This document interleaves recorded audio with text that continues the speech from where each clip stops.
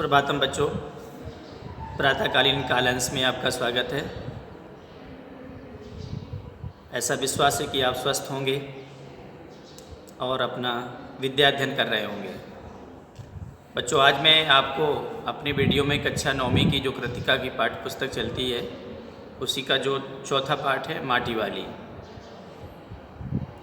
और इस पाठ को लिखा है विद्यासागर नौटियाल जी ने। किसने लिखा है बच्चों? विद्यासागर नौटियाल जी ने। तो इस पाठ में जो बताया गया है कि जिसके पास किसी प्रकार का कोई काम नहीं होता और जो छोटा मोटा जो काम है वही उसकी जीविका है, और अगर वो जीविका भी उसकी चली जाए तो आप सोचिए कि उसके लिए कितनी आगे मुसीबत आ सकती है।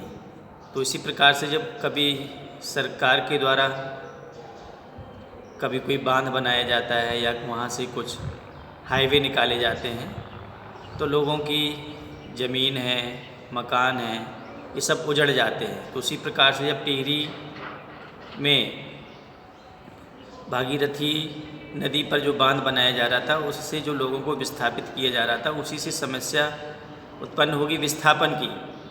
तो माटी वाली जो टिहरी में घर घर अपने कनस्तर में माटी देती थी, उसी की समस्या से जुड़ी हुई एक कहानी है। तो आप ध्यान से सुनेंगे और समझेंगे। तो माटी वाली का टिहरी शहर में व्यवसाय। तो माटी वाली का टिहरी शहर में यही व्यवसाय था कि सभी को पोतने के लिए, लीपने के लिए, खाना बनाने के लिए पीली मिट्टी की ज़रूरत पड़ती थी। किस मिट्टी की बच्चों? पीली मिट्टी की, जो माटा खान जाती थी और सुबह उठ कर के सबसे पहले अपना कनस्तर लेती थी। कनस्तर में किसी प्रकार का कोई ढक्कन नहीं रहता था और कपड़े का एक सहारा बना करके लपेट करके और अपने सिर पर रख करके वो माटा खान जाती थी। फिर उस कनस्तर में भरती थी, फिर जा कर के शहर में जिसको ज़रूरत होती थी उसको दे आती थी। फिर लौट कर के माटा खान आती थी, फिर जो और मांग करता था उसके घर जा कर के दे आती थी। इस प्रकार से उसको जो कुछ मिल जाता था उसी से वह और उसका बूढ़ा पति गुजर बसर करता था। माटी वाले के कंटर की पहचान।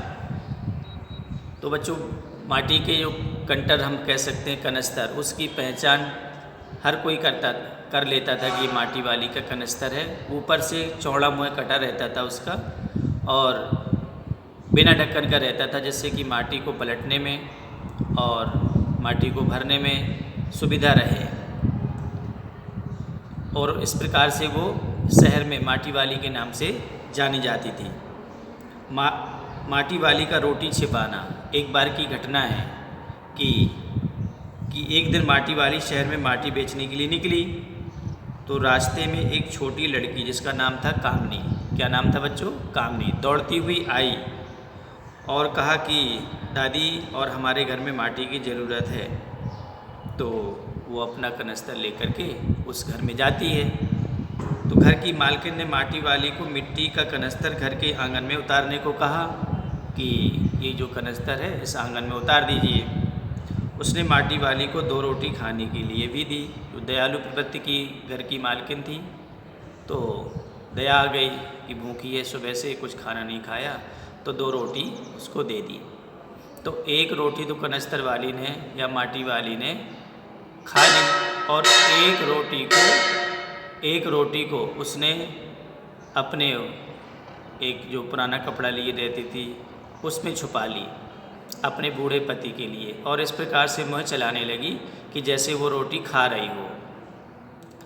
इस प्रकार का उसने बहाना किया। तो ये है बच्चों, उसने ऐसा क्यों किया कि पता नहीं आज पैसे मिलते हैं कि नहीं मिलते हैं।